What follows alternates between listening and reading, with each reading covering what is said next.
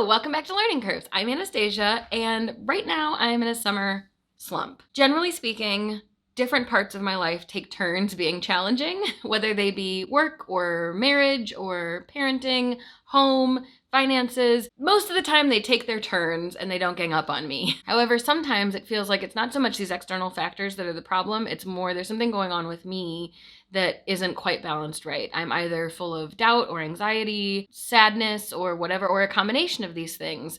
And right now I'm kind of going through one of those seasons where I just, the other day was like, why am I even doing the YouTube thing? So today I wanted to share with you 4 people I don't know who I turn to when I'm not feeling great, not for toxic positivity, but for understanding and perspective and some gentle encouragement. So here they are. The first person I want to recommend is janaedaly. My name is Janea, and I typically post home decor and lifestyle videos right here on the YouTube. While her home and her lifestyle do seem sort of aspirational, she doesn't make me feel bad for not having her beautiful home or her beautiful meals or her experiences that she has. She will often say, protect your coin. Anything you see in this video that you absolutely love, that's awesome, but there is never any pressure to buy. I hope that you don't put that pressure on yourself. Just add it to a note, bookmark it, save it for later. So yeah, protect your coin above all things. You already know. She definitely talks about taking care of yourself where you are. She encourages you in the intro of her video to drink plenty of water and check in with yourself, your family, and friends. I hope you guys are doing so super well today. Staying hydrated, living your best life, and checking in with your friends, your family, your heart, and your mind above all things. And the way that she honestly shares some of her struggles, but she doesn't go into the bowels of it. I don't find it triggering. I find it just relatable, that it's like, yep, it's not always great, and it just makes me feel good. I just think there's such beautiful balance, it seems, to her life and her videos, and a balance that I'm striving for in my own life. And not for nothing, she's a great plant mom. Anyway, she's beautiful, her home is beautiful, her meals are beautiful, her life is beautiful.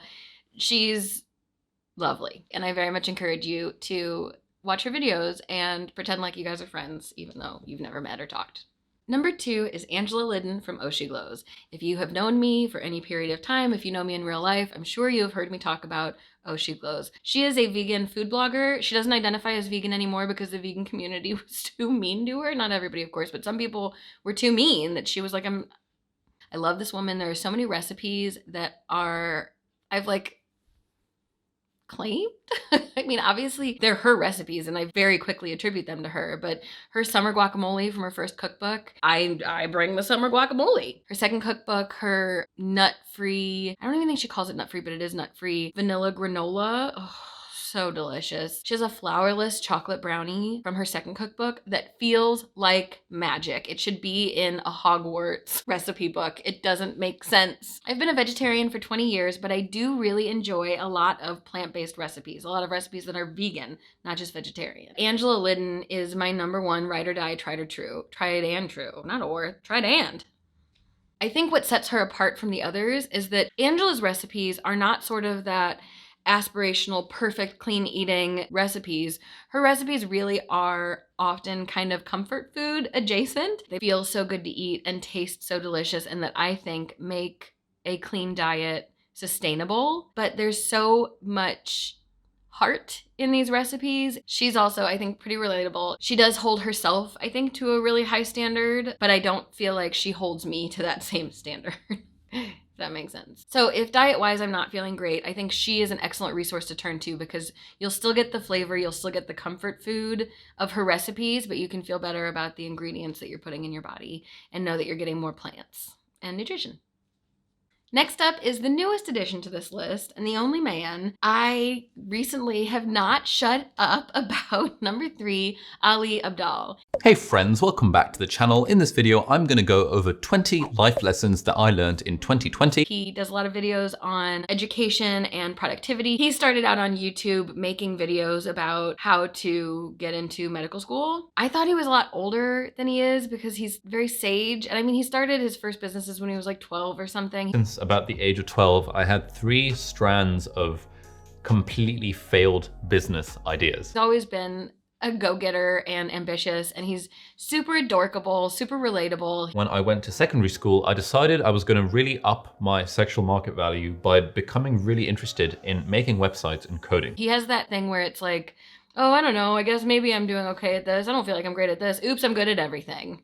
It's very adorable. Apparently he gets a lot of marriage proposals, which I think is funny, but also I get. He reads tons. He says he reads about 100 books a year. So he's always taking in new information and distilling it. And he explains it in really approachable and visually interesting ways. He's always learning and reinventing and reevaluating his own life, his own priorities. Recently, I've been trying to figure out very hard what I'm going to do with my life. And while he's on this journey, I think it's really helpful, even though I'm almost a decade older than he is, to go along with him on this journey and reevaluate for myself. How do I want to spend my days? How do I want to spend my time? What are my goals? And so to try and untangle all of this stuff, there are 3 exercises that I've been finding really useful that I want to share with you in this video. I can't tell you how many conversations I've been in that I've been like, well, Ali Abdaal says, I keep quoting him like he's a friend of mine, but I mean, his videos do feel really approachable and they do feel like a conversation. No wonder these women are like, oh, Ali and I have been dating for 20 YouTube videos. He just has that quality of being smart, but not a brain bully. You know, he's sage beyond his years,